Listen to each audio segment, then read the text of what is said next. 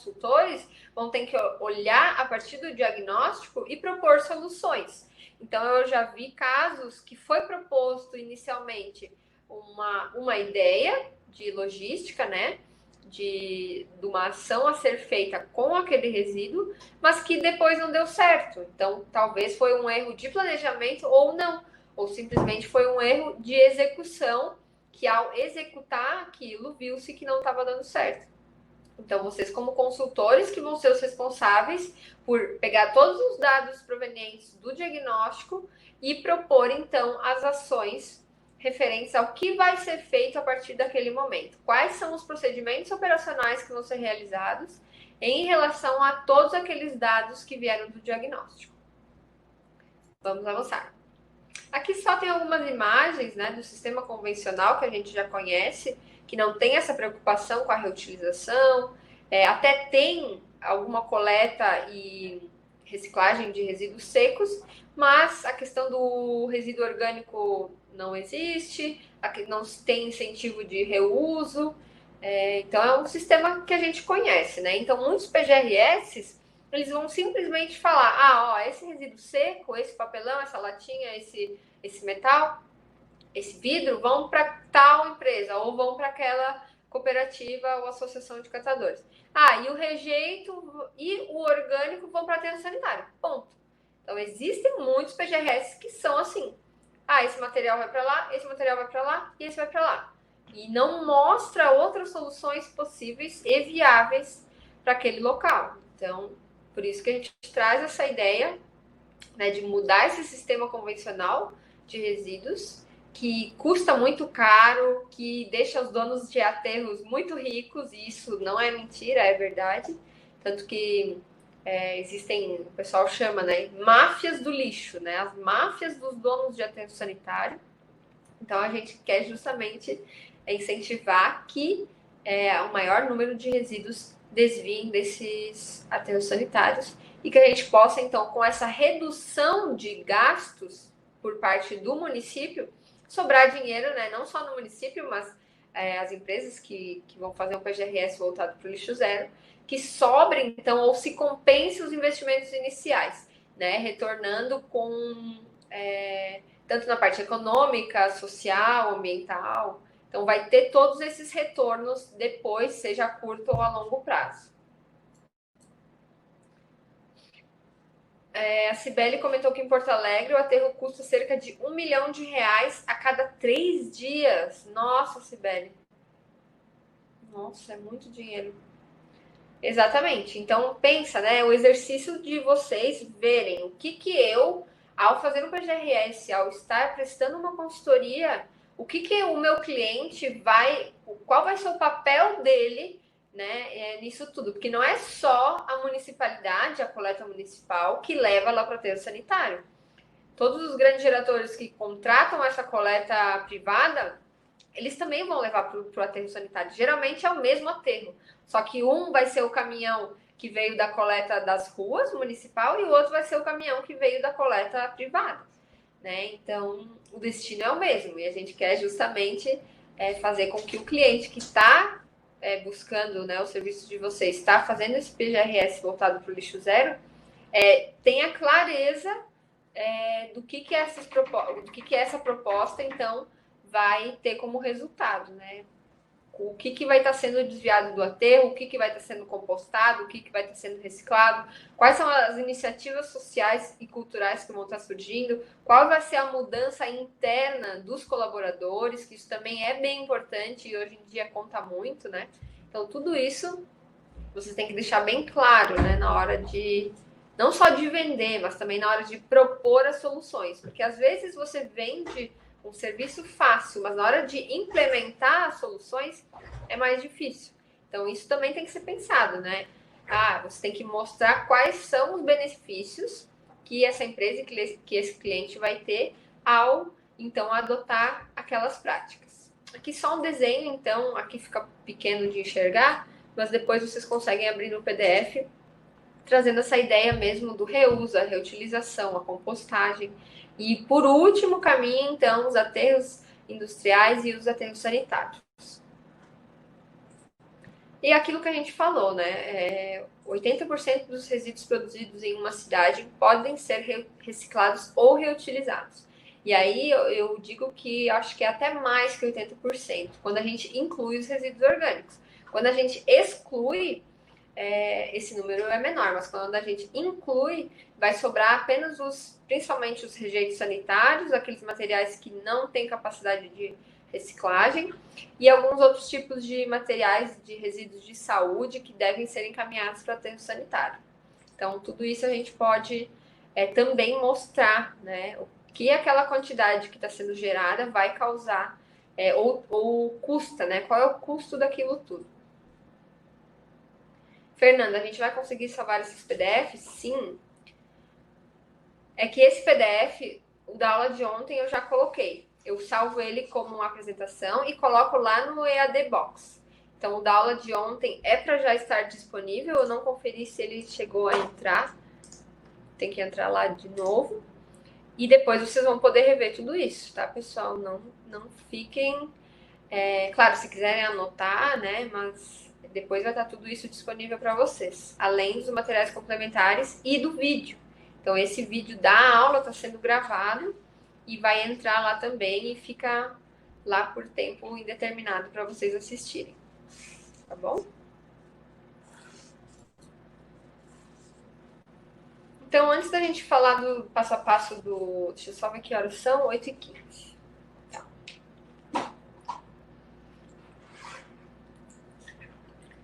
Só para a gente entender algumas definições, lá na Política Nacional, no 3º artigo, tem várias definições de termos.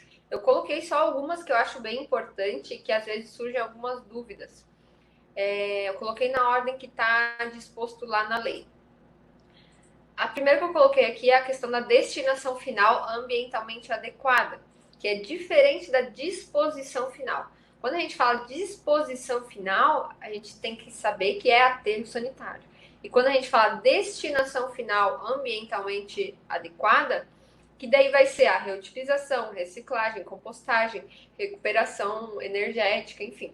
Que vai ser, então, o destino que aquele resíduo que foi separado vai ter. Então, a destinação final. E disposição, então, é somente rejeitos em aterro sanitário.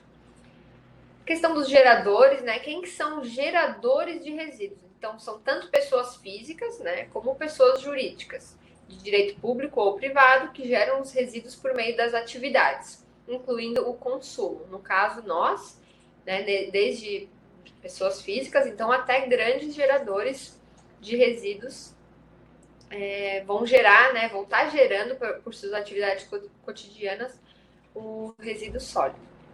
O gerenciamento de resíduos, então, são todas essas ações que são exercidas direta ou indiretamente em todas as etapas, né? Coleta, transporte, armazenamento, tratamento, destinação final e disposição final. Então, tudo isso é o próprio gerenciamento. Muita gente fala gestão de resíduos. São termos bem parecidos, né? Mas também não é incorreto você falar gestão, mas conforme a definição da PNRS, a gente fala gerenciamento, esse conjunto de ações. E daí tem a gestão integrada. Ali ele já aborda a gestão, né? Que daí são ações voltadas para a busca de soluções para os resíduos sólidos. Então, mas daí eles consideram a dimensão política, econômica, ambiental, cultural. Então, englobando todos os atores responsáveis, né, que vão participar dessa gestão integrada. Transbordo é transporte. Quando a gente fala transbordo, vou dar um exemplo bem simples. Por exemplo, geralmente os caminhões que vão até o aterro sanitário não são os caminhões compactadores que passam na nossa rua. São carretas que conseguem armazenar um volume bem maior. Então, lá em Florianópolis, a gente tem a central de transbordo, que é a CETRES. Então, transbordo de resíduos, CETRES.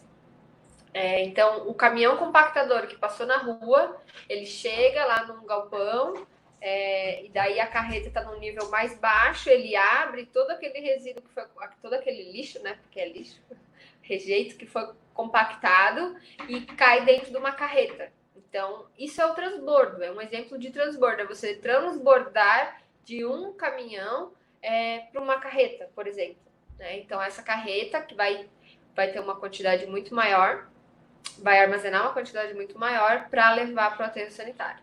Só que o gasto de energia, se a gente parar para pensar, a gente compacta todo aquele resíduo, tem aquele gasto de energia, aquele barulho, né? Aquela poluição sonora dos caminhões compactando e depois chega lá no transbordo e abre tudo de novo. Ou seja, toda aquela compactação que foi feita, ela vai deixar de existir depois que cair na carreta.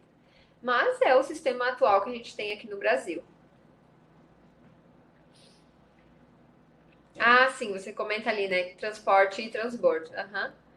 O transbordo é de um armazenamento para outro. Daí a gente usa mais esse termo. Thaís, o termo gerenciamento e gestão. Então, na verdade, são termos que são usados, são muito parecidos, né? Eles não mudam muito o seu significado. Até se você tentar buscar gerenciamento versus gestão, são coisas bem parecidas. Então, a palavra, né? Mas acaba sendo, quando a gente fala de gerenciamento de resíduos, são essas ações do caminho mesmo, da logística. E gestão integrada é uma gestão que vai todos os setores que são envolvidos com esse gerenciamento, então vão atuar nessa gestão. Não sei se você entendeu. Mas são palavras muito parecidas e que são usadas também. Tem muito material que traz gerenciamento integrado de resíduos. Então, mas isso não muda muito, tá? Não vai influenciar muito no teu documento. Isso, ó, Aline, gestão dá uma ideia mais ampla, exatamente, que vai envolver vários atores.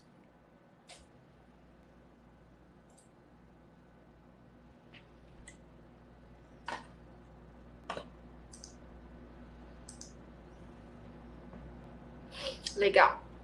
Ele só coloquei também a logística reversa, mas tem vários outros termos que estão nesse artigo 3º da PNRS que é interessante vocês lerem. Mas ontem eu já falei, né? É interessante a gente ler a lei toda. Ela não é uma lei complexa de se entender, ela traz várias definições. Então é importante a gente saber, até para poder usar os termos corretos na elaboração desse documento. Então, logística reversa, como eu comentei, né? Então, que vai desenvolvimento econômico e social caracterizado por um conjunto de ações. Então, não é só uma ação específica que você pode chamar de logística reversa, não. São várias ações em conjunto que vão se dar para se ter uma logística reversa. E para acontecer essa logística, a gente precisa que várias pessoas estejam envolvidas, desde o consumidor primário até o consumidor secundário, terciário, indústria e a indústria de transformação.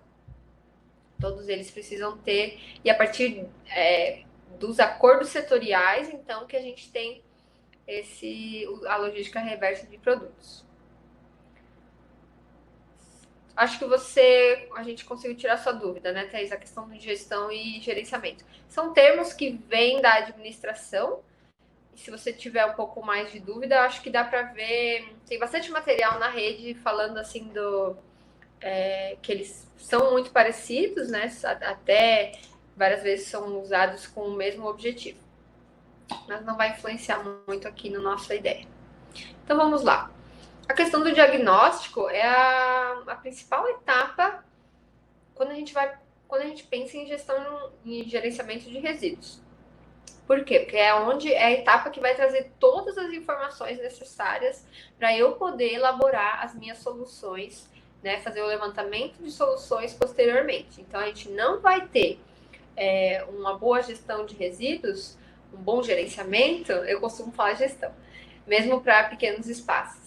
Um bom gerenciamento de resíduos se a gente não tiver um bom documento que traga essas informações necessárias. Então, esse diagnóstico, o que ele vai trazer? Além da análise qualitativa e quantitativa, ele vai trazer, então, quais são a caracterização dos coletores, né? Dessas lixeiras, que agora eu não falo mais lixeiras, agora vocês também não podem falar mais lixeiras quando armazena resíduo. Eu costumo chamar de coletor. Então, esses coletores, né, que é um recipiente que está coletando aquele material, ou está armazenando, enfim.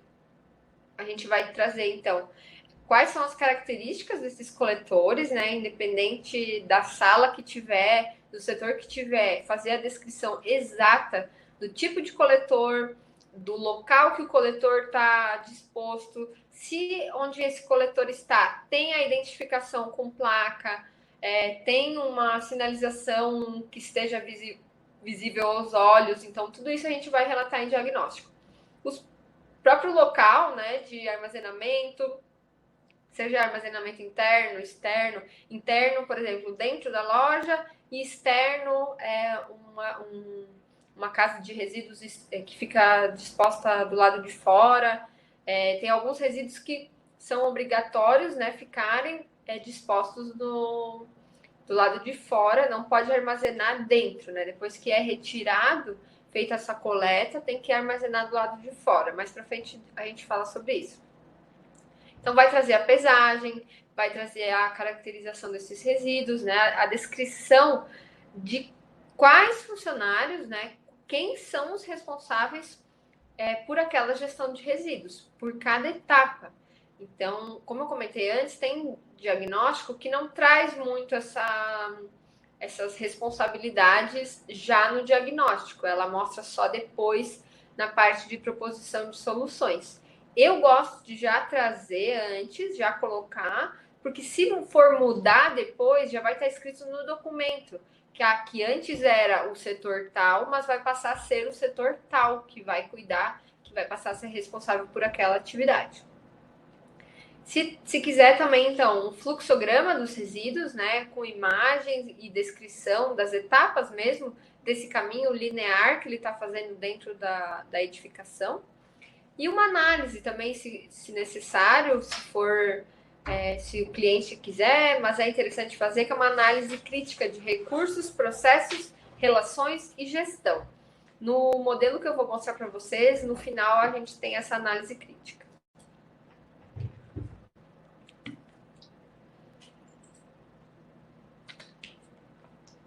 Oi, Fernanda. Deixa eu só ver aqui.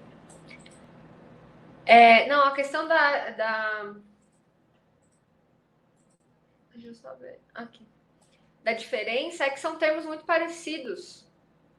Às vezes eles confundem, né? A gente se confunde e acaba usando os dois termos, mas a nível de documento do PGRS não importa tanto qual termo a gente utiliza, tá? Não é incorreto você falar plano de gestão, quer dizer, o PGRS é plano de gerenciamento de resíduos sólidos. Então a gente costuma usar gerenciamento mais para as etapas, né, desse fluxo, e gestão algo maior, algo que englobe mais os atores que estão relacionados com esse grande gerenciamento, que daí é a gestão. Mais ou menos isso, tá? Mas são termos bem parecidos. Então, esse diagnóstico situacional que a gente precisa realizar, ele tem como objetivo, então, criar essa base de informações, né? Tanto do ambiente interno quanto do ambiente externo, que vai, então, trazer todas essas informações para o levantamento das soluções. Então, elaborar um PGRS não é algo muito simples, né? Vocês estão vendo, é uma atividade bem complexa que vai demandar de todas essas análises, então, para a elaboração de documento. Então, é preciso planejar antes de começar, né? Você lê como eu comentei, ler toda a legislação, saber no que você vai se apoiar para atuar. Então, em nenhuma etapa pode ser pulada quando a gente está pensando em PGRS. Então, essas informações iniciais de diagnóstico, a partir disso, então, você vai poder pensar na sequência, né? Não tem como a gente já pensar lá na frente, quais coletores eu vou usar, qual vai ser o tipo de placa, qual vai ser o funcionário responsável, sem antes fazer o diagnóstico. Não, a gente tem que justamente diagnosticar tudo para depois, então, poder mudar a logística interna do gerenciamento. Então, esse gerenciamento ele vai ser composto então por várias ações articuladas. Então, geralmente não vai ser somente uma equipe que vai ser responsável por esse gerenciamento, né? São várias equipes e vários setores que vão estar envolvidos nisso. Algum método para gravimetria? Tem uma normativa do CONAMA, eu coloquei na aula de ontem, mas não é sempre que é exigido fazer a gravimetria por aquele método. Geralmente, para municípios, quando se faz PGRS municipal, tem que fazer a gravimetria através do método do CONAMA. Mas tá num slide de ontem, tem esse número certinho, tá?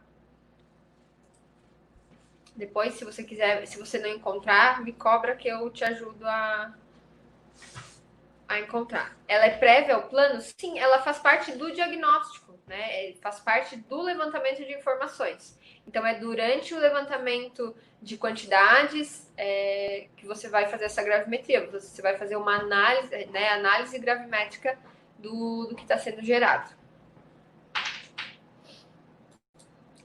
Uma frase bem importante ali no final. Que planos são únicos, não se copia.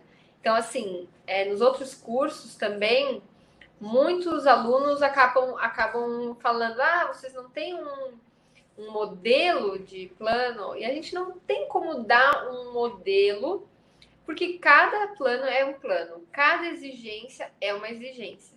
Cada cliente vai ter uma especificidade diferente no qual um consultor vai ter que se adequar. Então, não tem como a gente pegar um documento e aplicar para todos os lugares. Claro, você pode se basear em PGRS que já existem, mas não existe, né? Assim, pegando modelos de planilhas, modelo de fluxograma, isso sim.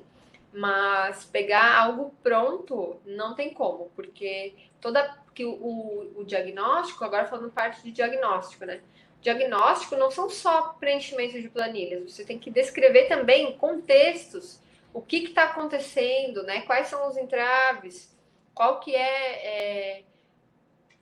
são as ações que estão acontecendo. Isso a gente às vezes não consegue colocar em planilha, né? Então a gente precisa descrever mesmo quais são as etapas que estão sendo feitas, né?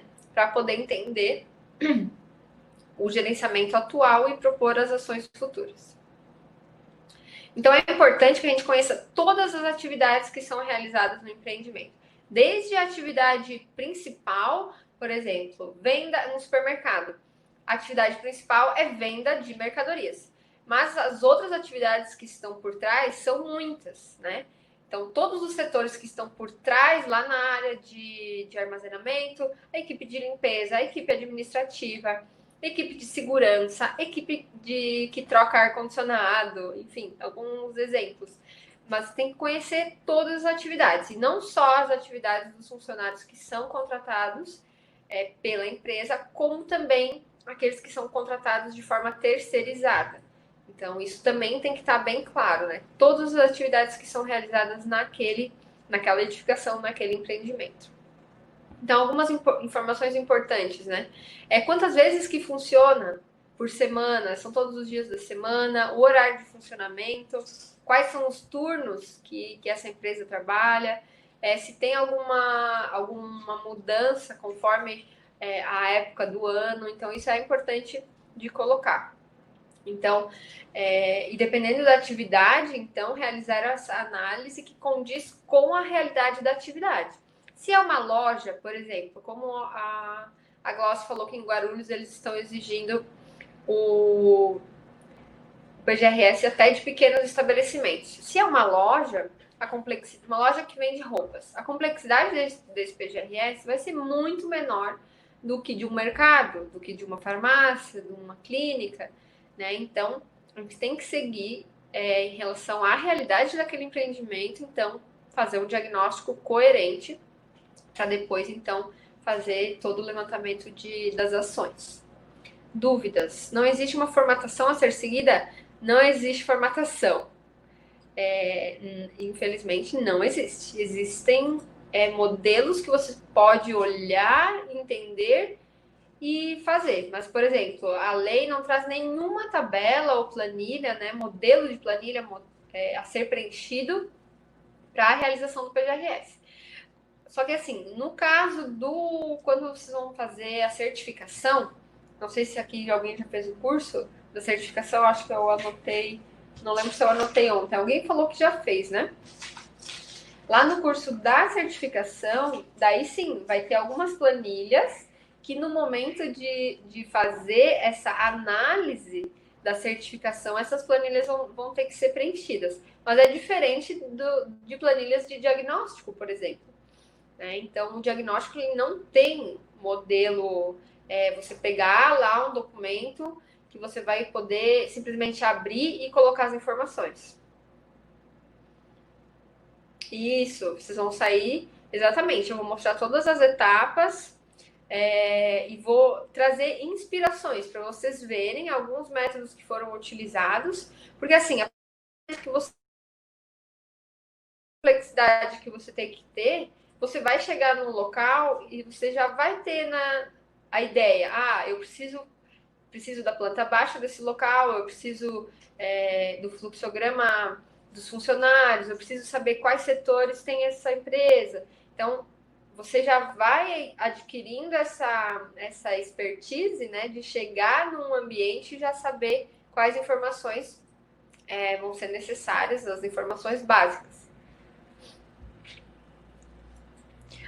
Nos órgãos costumam ter exemplos simplificados. Isso, em alguns órgãos municipais e estaduais até existem alguns modelos, mas não são todos que trazem e são exemplos bem simplificados. Existem alguns de saúde que são feitos diretamente com a vigilância sanitária, que daí, no caso, quem pode assinar o próprio profissional da saúde, farmacêutico, dentista, médico, mas daí é só referente a alguns tipos de clínicas, distribuidora de medicamentos, mas aí é um PGRS que não tem tanta complexidade também. Apesar de ser um resíduo de saúde, a quantidade que é gerada não é muito grande, então a complexidade acaba sendo menor.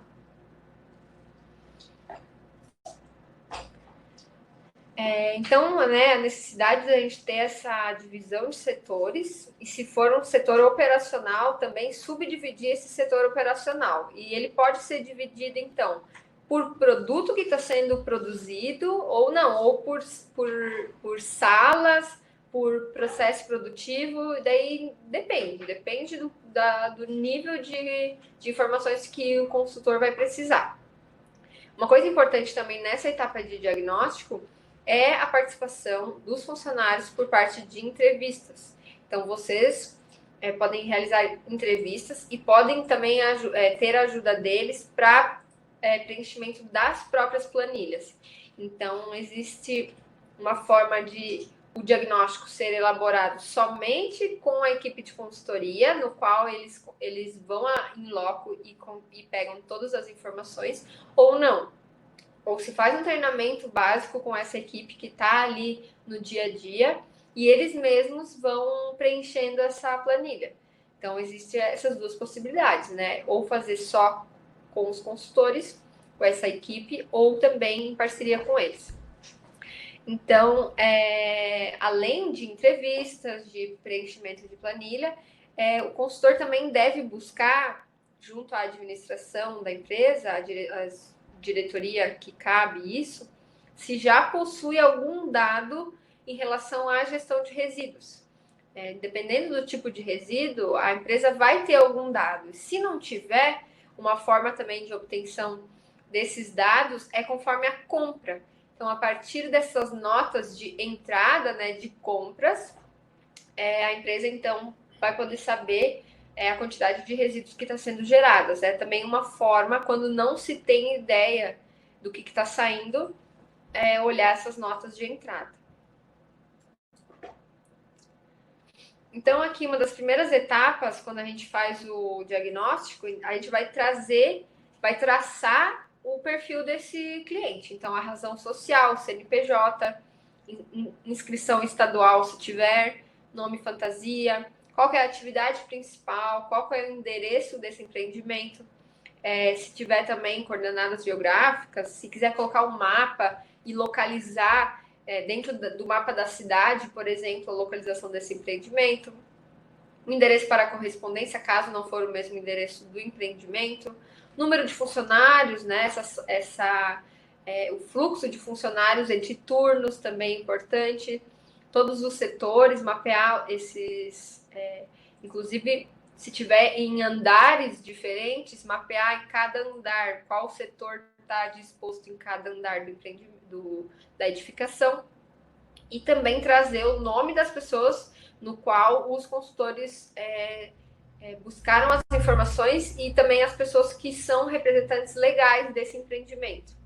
Se não quiser colocar o contato pessoal, colocar os contatos comerciais dos responsáveis da diretoria ou de quem vai ser responsável por acompanhar o PGRS.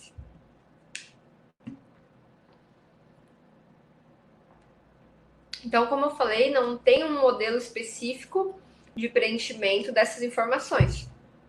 Mas o que precisa constar é quais são os resíduos, onde são gerados, por que foi gerado, isso é além, não é obrigatório trazer esse fator gerador, mas é importante trazer. Quanto o resíduo é gerado, qual é a sua composição, quando que ele é gerado, também é interessante, principalmente em indústrias, né? Quando que esse resíduo está sendo gerado? Quando eu faço tal perfil, eu vou ter uma rebarba sobrando e eu vou gerar aquele resíduo. Só um exemplo, no caso de indústria. Então, pensar também não só em relação ao setor, mas em relação à própria atividade, o que aquela atividade está gerando de resíduo. Quem são os responsáveis, qual frequência de coleta, e também, depois desse levantamento, avaliar esses impactos que são gerados atualmente, para depois tentar minimizar. Então, nem sempre é fácil a gente mensurar essa quantidade. Então, a gente pode fazer através de uma composição gravimétrica, mas a composição ela não traz toda a quantidade, ela vai trazer principalmente a parte qualitativa. Então, a gente tem que fazer uma análise que vai ser coerente com o objetivo daquele plano, né? Então, pode ser feito em loco, pode usar os dados secundários e pode ser, então, através de entrevistas com os funcionários. Então, a gente pode fazer essa aferição por pesagem, né, pesando com balança. A gente pode fazer por volume, que também é comum de fazer. Por exemplo, se a empresa usa sacos de 50 litros, quantos sacos de 50 litros saem por dia ou por semana em relação àquele resíduo? Também é uma forma de fazer. Eu costumo fazer por pesagem, porque por volume é mais complicado, assim, da gente ter uma quantidade exata, né? Então, por pesagem é o mais ideal. Estimativa, então, por balanço de massa, modelagem empírica. Então, são algumas indústrias a gente não consegue fazer, dependendo da etapa, uma estimativa, a gente não consegue ter exatamente a geração. Então, se faz estimativas por modelos matemáticos. Mas isso é um pouco mais complexo. Geralmente, a gente consegue, sim, mensurar essas quantidades. E também, uma coisa bem importante é que a unidade tem que estar sempre expressa. Você vai colocar lá quantidade. Se você só escreve 50. 50 o quê? 50 litros? 50 quilos? Então, isso tem que estar bem mostrado para não acontecer depois que você levantou todos esses dados, você não lembrar. O que é isso? São litros? São quilos? São libras? Então, isso tem que estar bem descrito no levantamento dos dados. Por exemplo, ali embaixo tem uma tabelinha que é uma das formas mais simples de tabela de diagnóstico, que é por setor, o resíduo que está sendo gerado, a classificação conforme o CONAMA 10.004 e a quantidade. Só que ali, do lado de cada nomezinho, a gente já poderia colocar entre parênteses, ali ó, na classe, escrever do lado CONAMA 10.004 e aqui do lado da quantidade, abrir parênteses, quilo ou litros. Já deixar bem específico aqui no cabeçalho, para não precisar também colocar em todas as linhas. Essa é uma dica. Mas também, se quiser colocar em todas as linhas, não tem problema. Então, a gente precisa tornar esses dados de fácil entendimento para as pessoas que vão pegar esse documento e seja ele na íntegra ou seja um documento mais simplificado, eles vão entender esses procedimentos, né? Vão entender esses dados, principalmente a parte do pós, né? A parte da operação depois. Então, a gente precisa ter claro esses dados no antes, no pré, para depois no pós, eles também serem de fácil entendimento.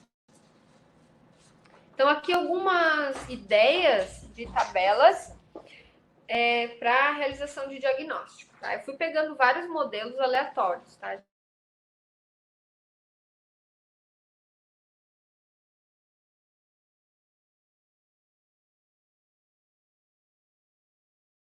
Gente, tá bastante informação hoje também, né? Mas é que é necessário para vocês entenderem bem como que faz todo esse processo.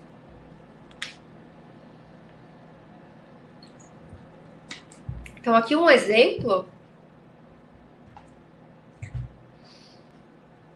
que foi assim, eles pegaram os tipos de resíduos, então na parte esquerda aqui, ó, tem toda a definição, não sei se vocês conseguem ler, acho que dá, né? Quem tá com notebook consegue. Semissólido de caixa de gordura, papel toalha, espelho, porcelana, tem uma listagem do tipo de resíduo e do lado tem uma classificação mais química, ó, orgânico, indiferenciado, que seria os rejeitos, né? Reciclável, reutilizado e perigoso. E logo depois, então, conforme a ABNT 10.004, classe 1, classe 2, classe 2A, classe 2B, então ele já traz qual o resíduo, qual a sua composição química e também não só a composição química ali, né, mas a questão do PNRS, que traz orgânico, reciclável, perigoso, rejeito, e também a parte da ABNT. Então, tem esses dois dados de cada resíduo. Já esse outro modelo é um modelo mais industrial, digamos assim, porque ele traz em cada processo produtivo quais são as matérias-primas de entrada e quais são os resíduos de saída, que é aquilo que eu falei antes. Vou estar produzindo um perfil de metálico. Então, no processo que eu vou fazer esse perfil metálico, quais vão ser os materiais que estão entrando e qual vai ser o meu resíduo de saída. Então, isso pode ser feito para cada produto. Isso geralmente é usado em indústrias, mas pode ser utilizado também dentro de padaria. Eu vou fazer um bolo. Então, o bolo vai ter todas as matérias-primas de entrada. Vai ter o fermento, a farinha, o ovo. Só que é um detalhamento para padarias, por exemplo, que não tem muita necessidade de detalhar cada produto, porque são muitos produtos diferentes que usam uma matéria-prima muito parecida e não tem muito desperdício. Já em indústrias, que pode ter mais desperdício, então esse modelo é mais usado. Então, mas se quiser fazer um detalhamento, se o consultor quiser fazer um detalhamento, talvez de um produto ou de todos os produtos, daí fica a cargo da consultoria ver o que é melhor, a melhor forma de demonstrar esses dados. Aqui já é outro modelo, que é a questão da localização de maquinários em uma madeireira. Eu peguei um exemplo de um PGRS de uma madeireira, que traz a planta baixa do local. Eu gosto bastante de trazer a planta baixa, porque a gente consegue entender qual que é o fluxo além da disposição de máquinas, disposição de setores, a gente pode traçar o fluxo dos resíduos dentro dessa planta baixa. Claro, se for um supermercado, um shopping, é muito grande a gente fazer a complexidade para traçar um fluxo.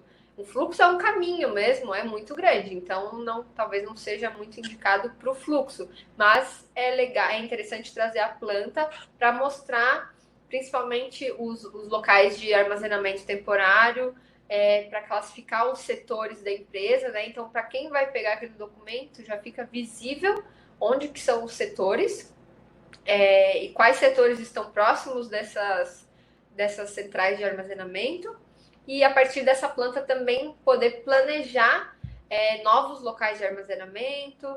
Então, quando possível ter essa planta, é interessante colocar, né, se tem em mãos, e colocar no plano para facilitar o planejamento.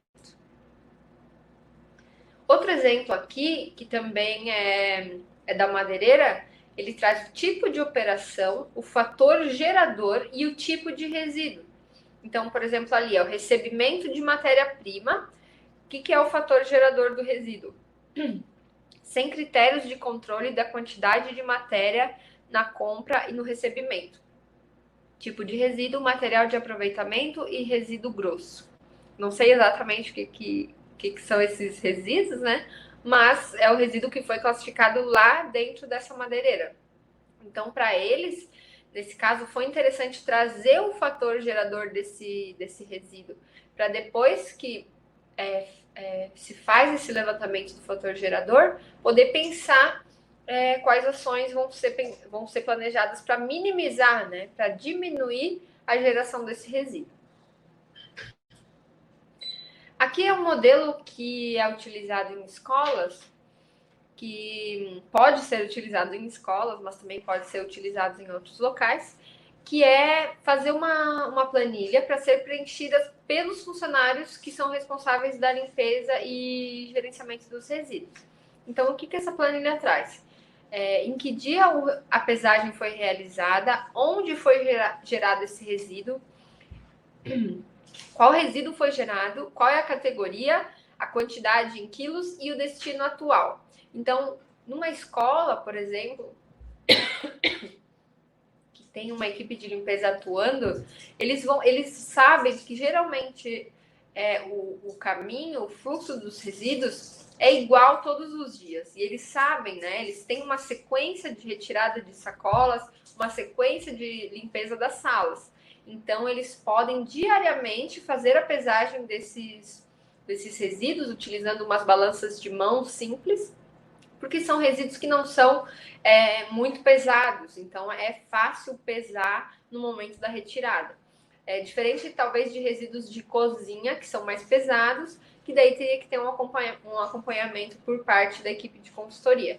Mas os resíduos das ações corriqueiras, né, da sala de aula, sala administrativa, a equipe de limpeza consegue fazer o levantamento desses dados. Claro, repassando, né, a forma correta de se fazer.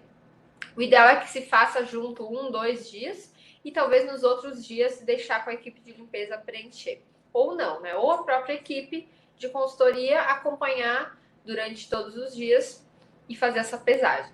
A parceria que tem que ter com a equipe de limpeza é bem importante, porque são eles que estão ali no dia a dia desse gerenciamento e são eles que vão retirar, né, essas sacolas, esses sacos dos ambientes e vão levar até o local para análise qual e quantitativa.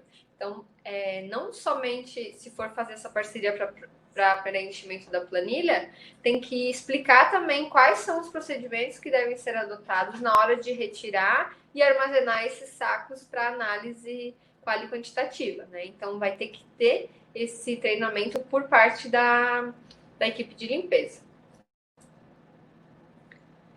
Aqui só um exemplo que mostra resíduos, quantidade por período, daí a unidade, que seria depois, né, pode ser usada a unidade que for. No caso, ele colocou depois a unidade, pode ser colocado antes, junto ali. o custo unitário para o tratamento e o custo total. Então, aqui já traz mais algumas informações, né? Quanto que aquele resíduo, em relação àquela quantidade, está custando para o tratamento e para a disposição. E depois o custo total. Custo unitário e custo total. Então, essas informações também já podem estar descritas quando se tem já uma noção da quantidade geral daquele resíduo. Por exemplo, fez-se o diagnóstico dos resíduos orgânicos. Então, no final, você tem, são 500 quilos por dia, por exemplo. Qual é o custo unitário a cada quilo? É R$2. Então, o custo total vai ser R$1.000. Eu dei um exemplo bem superficial. Mas só para entender que no final a gente já pode colocar esses custos. Né? A gente já pode demonstrar em forma de tabela qual é o custo em relação a cada tipo de resíduo. Que também é fácil depois para você entender e planejar novas ações. Você pode colocar ali qual é o custo atual da caçamba de rejeitos, que acaba indo rejeitos sanitários e resíduos orgânicos. Qual é o custo da caçamba? É R$1.500 por mês. E também você pode colocar dos recicláveis, enfim. Porque daí quando você for planejar uma coleta de resíduos orgânicos para compostagem, esse valor que você está pagando para a compactadora de rejeitos não vai mais ter aquela quantidade de resíduo orgânico lá dentro. Então, você vai deixar de pagar aquela quantidade para a caçamba compactadora e vai passar a investir, então, em resíduos orgânicos. Então, essa análise do custo é bem interessante também. E aqui, só para mostrar uma análise que talvez daria certo para uma loja de roupa. Ó, o tipo de resíduo, pesagem, os dias de funcionamento e o peso total. Ela é simples, mas para determinado tipo de empreendimento ela pode funcionar. Mas quando se trata de um empreendimento mais complexo, esse nível de informação é muito raso. Então, claro, você pode no final fazer uma análise total ali, por exemplo, ó, papel e papelão. Você pode ter, talvez, a pesagem total, vezes a quantidade de dias que funcionou e tem o peso total. Mas é importante trazer as informações de cada setor, não só a informação do final total. Tá certo, pessoal? Alguém tá com alguma dúvida? A gente vai fazer um intervalo, agora são 8:45.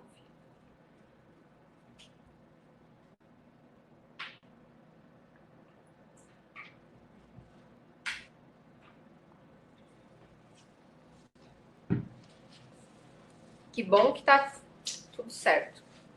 Se alguém tiver dúvida, pode consultar. Em relação a essa ideia das tabelas, né?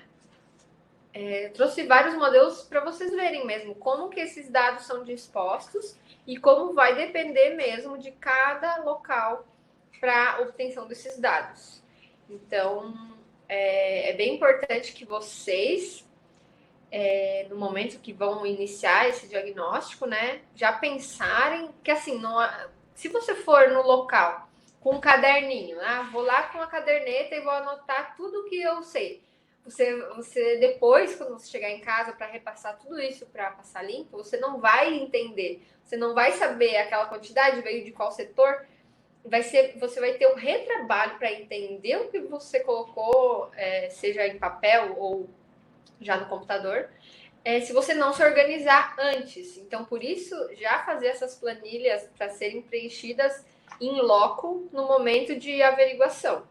Então, por isso que todo esse planejamento anterior, senão, e também para não ter retrabalho depois. Talvez você faça uma análise superficial e depois você precisa de um detalhamento maior e não tem. Né? Então, por isso que tem que pensar quais são essas informações que vão ser cruciais para, então, depois propor as soluções. Ó, a Thaís comentou.